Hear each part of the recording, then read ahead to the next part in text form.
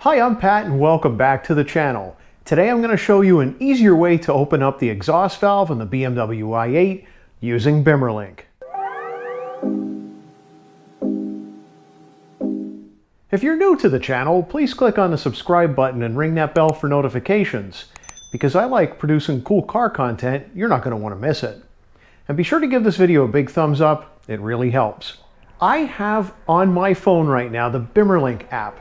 And I'm now using Bimmerlink to control the exhaust valve on my BMW i8.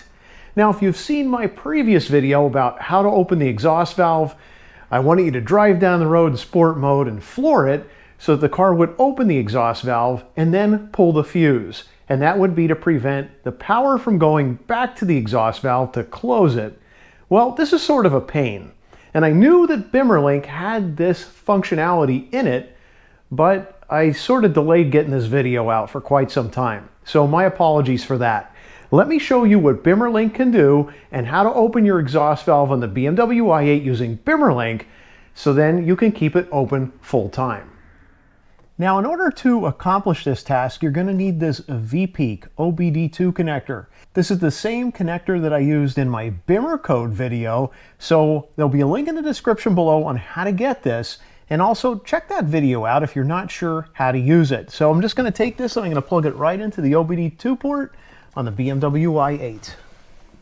My next task is to make sure that I have Bimmerlink on my phone. Now, there's a link in the description below. They have it for Android or Apple devices, and I have an Android device, but it doesn't matter.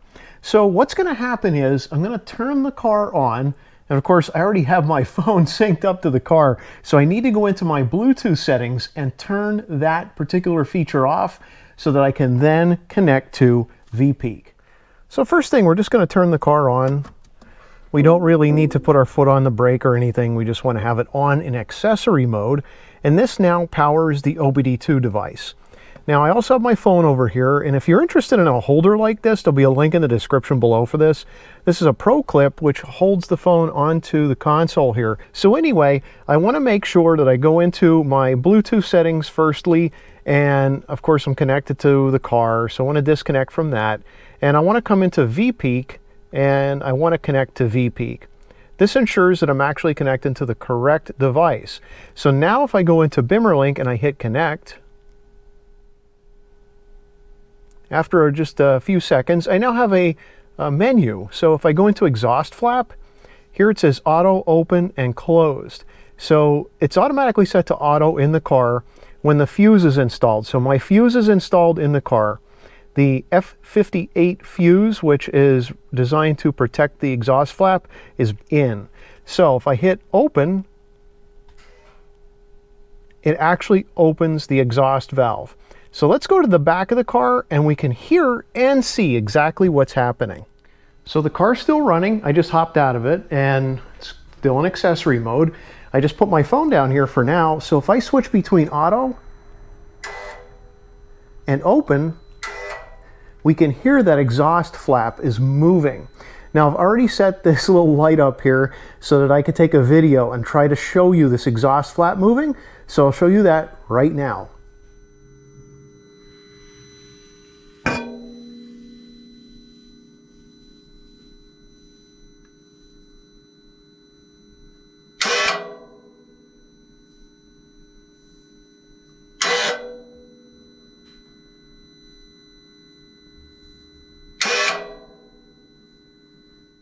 So what I've been doing is just pressing auto or close and open, and that's how it moves the exhaust valve. So right now it is set to open.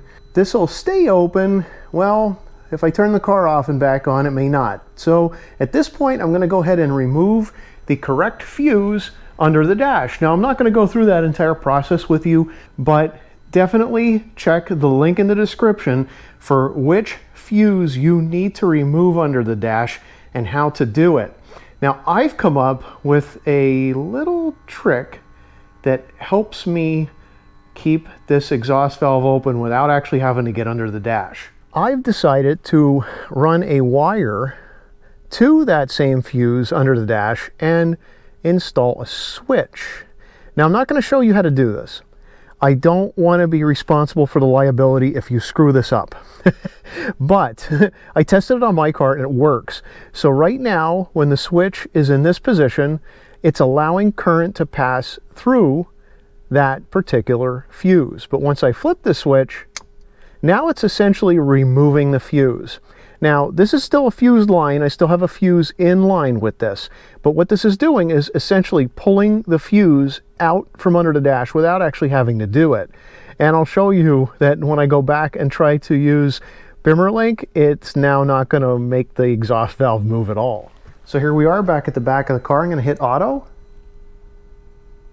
And nothing happens. I don't hear any noise. Open. Nothing happens. So Bimmerlink is telling the car, definitely move this exhaust valve, but it's not moving because I've essentially removed the fuse.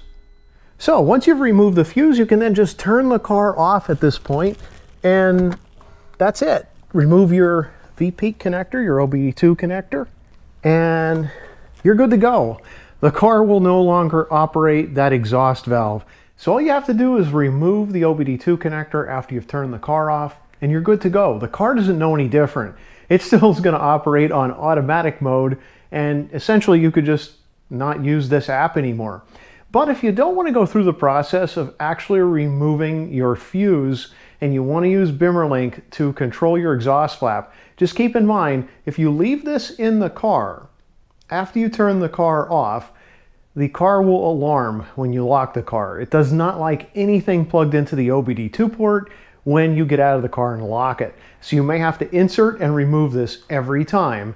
And of course, then connect to your OBDII with your Bimmerlink and then open your valve. But as soon as you turn the car off, it's going to close the valve again. So that's kind of annoying, but it does work if you're in a bind and you don't want to mess around with the fuse. Now, obviously, I'm not going to tell you about the little device I put in my car, but let me explain how it works again. So there's two wires. They go to the actual connectors inside the fuse block and then run to a switch. So when you flip the switch, it's essentially pulling the fuse out.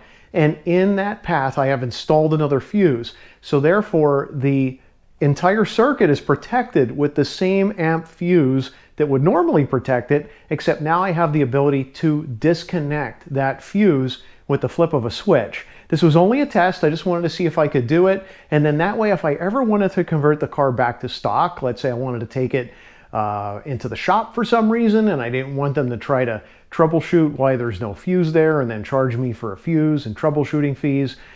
This way I could actually just hit the switch, it's reinstalling the fuse, and all is back to normal. So again, I'm not going to tell you how to do it. It's a liability on my end. If you want to play around with it, you're doing it at your own risk.